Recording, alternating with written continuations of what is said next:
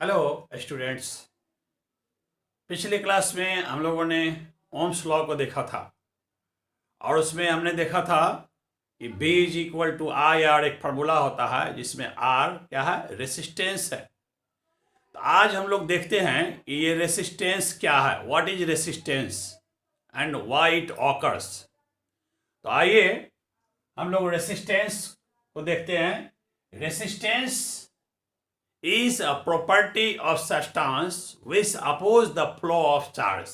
जैसा कि आप जानते हैं कि जो भी मेटल या नॉन मेटल है तो उसमें कुछ में करंट फ्लो करता है, मीन्स चार्ज फ्लो कर सकता है, कुछ में चार्ज फ्लो नहीं करता है। क्यों नहीं करता है चार्ज फ्लो? तो उस ऑब्जेक्ट में रेसिस्टेंस हाई होता है, इसलिए चार्ज फ्लो नहीं करता है। जिस सब्सटेंस का रेसिस्टेंस लो होता है उसमें चार्ज फ्लो करता है। तो ये रेसिस्टेंस है क्या भाई?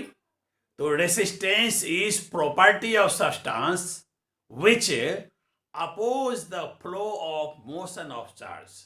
रेसिस्टेंस जो है किसी भी सब्सटेंस का वो प्रॉपर्टी है जो उसके चार्ज के फ्लो में ऑब्स्टेकल क्रिएट करता है, उसको रोकता है।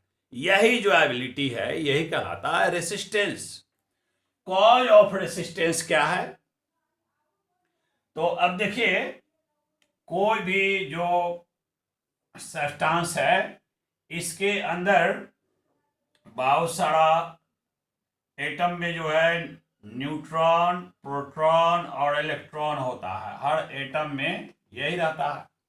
जब हम बाहर से इसमें कोई इलेक्ट्रॉन देते हैं, ये इलेक्ट्रॉन हमने इसमें दिया, तो इसको क्या होगा, इसको जो है दूसरे इलेक्ट्रॉन को झेलना पड़ेगा, क्योंकि इलेक्ट्रॉन तो दोनों के बीच में रिपल्सन होता है। तो यहाँ अगर इलेक्ट्रॉन होगा तो ये इसको जाने नहीं देगा। न्यूट्रॉन है, उससे इसका कोलिजन होगा। और क्या होता है, इस कोलिजन में जो स्पीड है इलेक्ट्रॉन का वो डिक्रीज कर जाता है, और वही जो है एज ए रेसिस्टेंस ऑकर होता है, क्रिएट होता है। तो कॉज हो गया रेसिस्टेंस का क्या, collision with the other neutron and electrons. अब ये डिपेंड करता है, ये जो रेसिस्टेंस है डिपेंड करता है नेचर ऑफ सब्सटेंस पर। अब नेचर ऑफ सब्सटेंस पर कैसे डिपेंड करता है?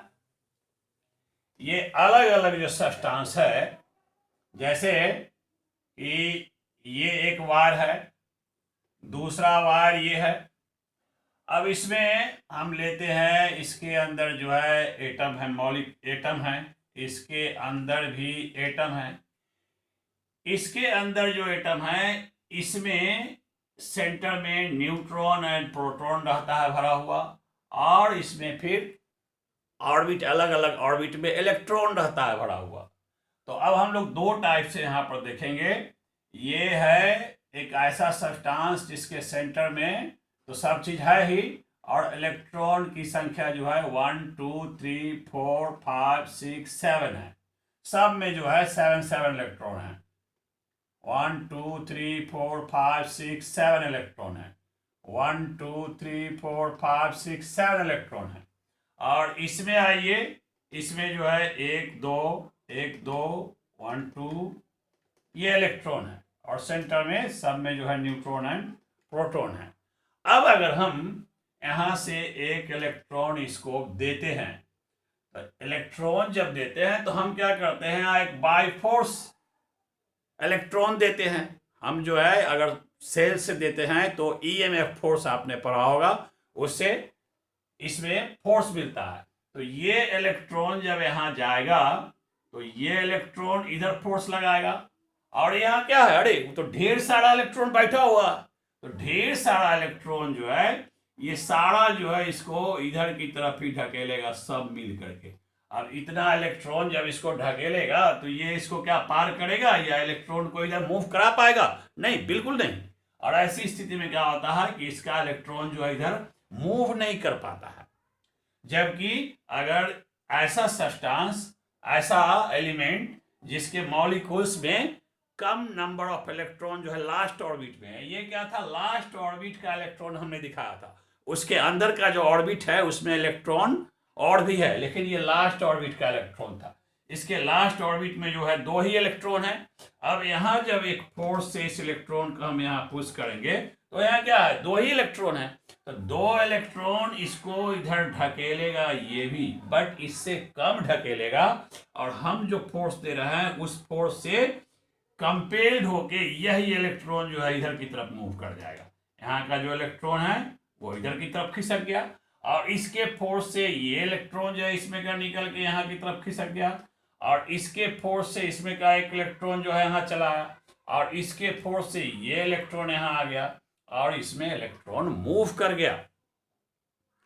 तो ये जो नेचर है मटेरियल का, उसी पर ये रेसिस्टेंस डिपेंड करता है कि कौन सा सब्सटेंस है, उसका जो कॉम्बिनेशन है एटम का वो कैसा है। तो ये नेचर पर फुल्ली डिपेंड करता है रेसिस्टेंस। अब हम आते हैं कि रेसिस्टेंस का यूनिट क्या है। तो रेसिस्टेंस का जो यूनिट है वो हम लोग फिर से आते हैं, ओम्स लॉ को देखते हैं। From Ohm's law,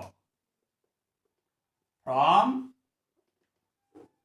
ohms law हमने देखा था V is equal to I R, where R is a resistance. अब रेसिस्टेंस क्या है हम लोग जान चुके हैं, ये एक ऑब्स्टेकल है जो फ्लो में डिस्टर्ब करता है, रुकावट पैदा करता है। अब इसमें हम देखते हैं कि R इज इक्वल टू अगर यहाँ रखेंगे तो implies R is equal to क्या हो जाएगा, ये इधर हो जाएगा V बाई आई। अब हम क्या करते हैं कि इसका और इसका दोनों का जो है यूनिट डाल देते हैं।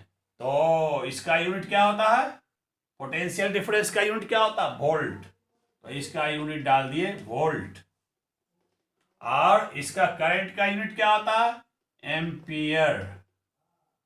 एम्पियर इस प्रकार क्या हो गया, वोल्ट पर एम्पियर, वोल्ट पर एम्पियर इज इक्वल टू, इसको बोलते हैं ओम। चूंकि ओम महोदय ने ही इसको पहली बार जो है दिखाया था, इसलिए इसको हम बोलते हैं ओम। दस ऐसा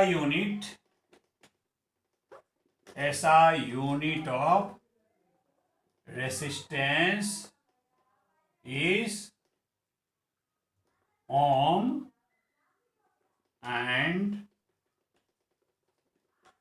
डिनोटेड बाय, ये सिंबल है ओम का।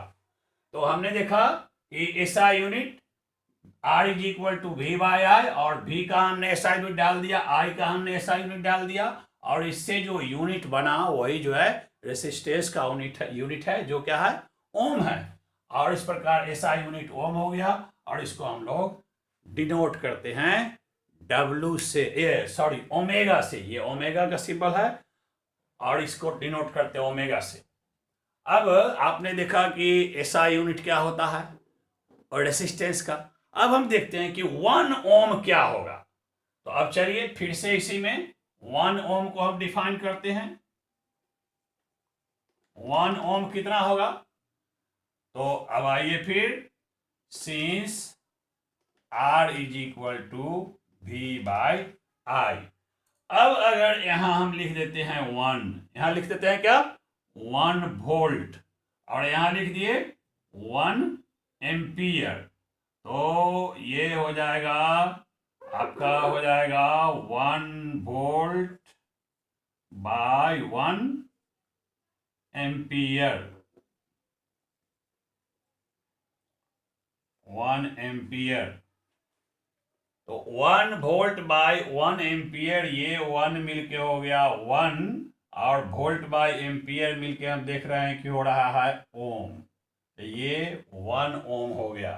तो 1 ओम कब हुआ, जब किसी रेसिस्टेंस, किसी भी कंडक्टर में 1 वोल्ट पोटेंशियल डिफरेंस है और उससे होकर के 1 एम्पियर करंट फ्लो कर जाता है, तो उस सब्सटेंस का वो जो कंडक्टर है उसका रेसिस्टेंस हो गया 1 ओम।